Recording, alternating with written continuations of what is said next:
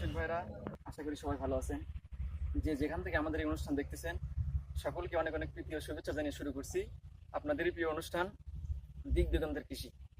প্রিয় কৃষক ভাইরা, আজকে আমি অবস্থান করতেছি বগুড়া জেলার অন্তর্গত নন্দীগ্রাম উপজেলার কুন্দারহাটে। আপনারা হয়তোবা জানেন এখানে অনেক পরিমাণ কাঁচামরিচের চাষাবাদ হয়ে থাকে। আমার হাতের ডান পাশে দেখতেছেন শুধু কাঁচামরিচেরই চাষাবাদ। এখানে বগুড়া জেলার, আপনারা তো হয়তোবা জানেন, বগুড়া জেলায় প্রচুর পরিমাণ কাঁচামরিচের চাষাবাদ হয়ে থাকে। তো আমি আজকে আপনাদের সামনে এই কাঁচামরিচের একটি গুরুত্বপূর্ণ রোগ নিয়ে কথা বলবো। তা হলো কাঁচামরিচ গাছের গোড়া পচন রোগ সম্বন্ধে কিছু তথ্য। এই কাঁচামরিচ গাছের গোড়া পচন রোগ এমন একটি রোগ, এটা যার হয়েছে, যার জমিতে ধরেছে শুধু তাই জানে এটা কেমন ব্যাধি। আমরা জানি থেকে কাঁচামরিচ গাছের এই রোগটি অনেক ভয়াবহ। তাই আমাদের যে ভিডিওটি আপনারা দেখতেছেন অবশ্যই মনোযোগ সহকারে এই ভিডিওটি দেখবেন। তো চলুন জেনে নেওয়া যাক আজকের কাঁচামরিচ গাছের গোড়া পচন রোগ সম্বন্ধে কিছু তথ্য। প্রিয় কৃষক ভাইরা, তো দেখুন আমি যেখানটায় দাঁড়িয়ে আছি এখানে একটি গাছ কিভাবে তার পাতা ঢলে গেছে এবং সে ধীরে ধীরে মৃত্যুর কোলে ঢলে পড়ছে। এটা কি জন্য হলো, এই বিষয়টি নিয়ে আজকে আমাদের মূল আলোচনার বিষয়। এই গাছটি দেখেন, আমি আপনাদেরকে তুলে দেখাই এই গাছটি কেন এমন হয়েছে।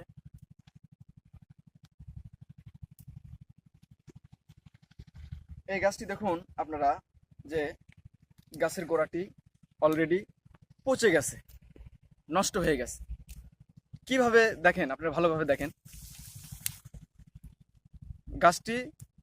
গাছটির যে মূল চামড়া, এই চামড়াটি পচে গেছে।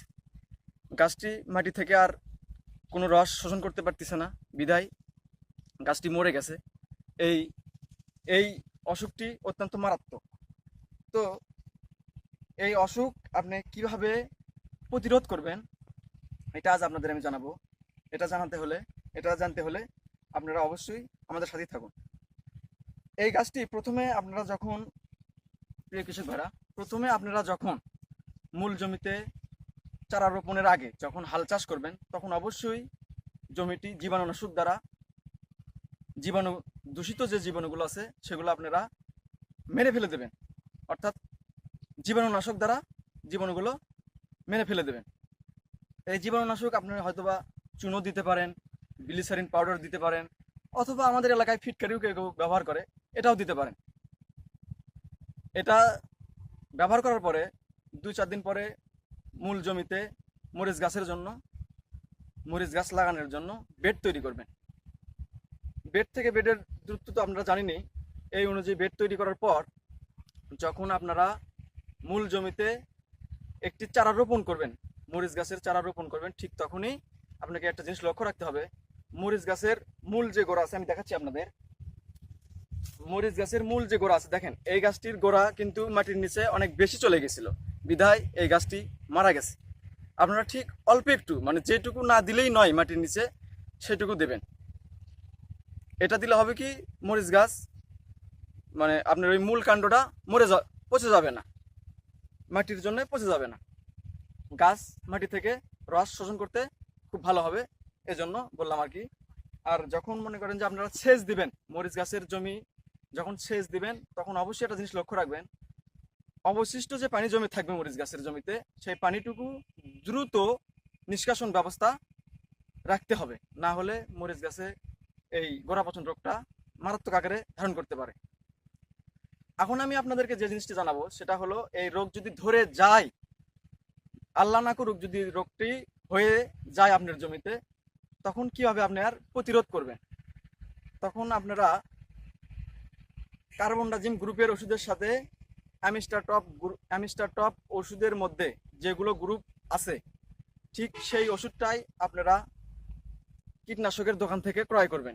ক্রয় করে কার্বনডাজিম প্রতি লিটারে 2 গ্রাম হারে, আমি আবারও বলছি, প্রতি লিটারে কার্বনডাজিম 2 গ্রাম হারে, আর অ্যামিস্টার টপ আপনারা মরিচ গাছে যে পরিমাণ গাছের উপরে দেন, পাতায় দেন, ঠিক তার চেয়ে একটু বেশি পরিমাণ দিয়ে 2 ওষুধ একসাথে মিক্স করে তারপরেই গোড়ায় স্প্রে করবেন।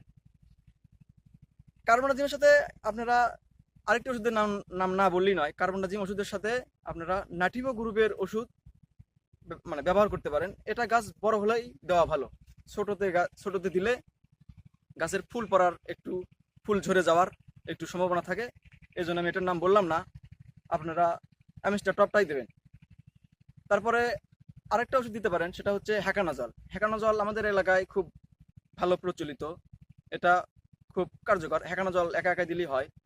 আপনারা রোগ যদি অনেক দ্রুত বেগে চলতে থাকে, তাহলে আপনারা সপ্তাহে 2 বার গোড়াতে ওষুধটি স্প্রে করবেন।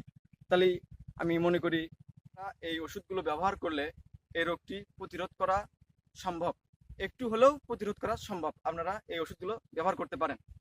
আর প্রিয় কৃষক ভাইরা, আপনারা হয়তো বা জানেন আজকে আমাদের ইউটিউব চ্যানেলের প্রথম পর্ব, আমরা আজকেই প্রথম ভিডিও করলাম।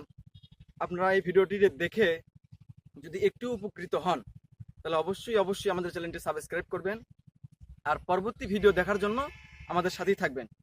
আর পরবর্তী ভিডিও কি নিয়ে তৈরি হবে এই বিষয়ে আপনারা অবশ্যই আমাদেরকে কমেন্ট করে জানাবেন। প্রিয় কৃষক ভাইরা, আজকের মতো ভিডিও এই পর্যন্তই। পরবর্তী ভিডিও দেখার আমন্ত্রণ জানিয়ে আপনাদের সুস্বাস্থ্য কামনা করে আমি মোহাম্মদ রাসেল আহমেদ বিদায় নিচ্ছি। আসসালামু আলাইকুম।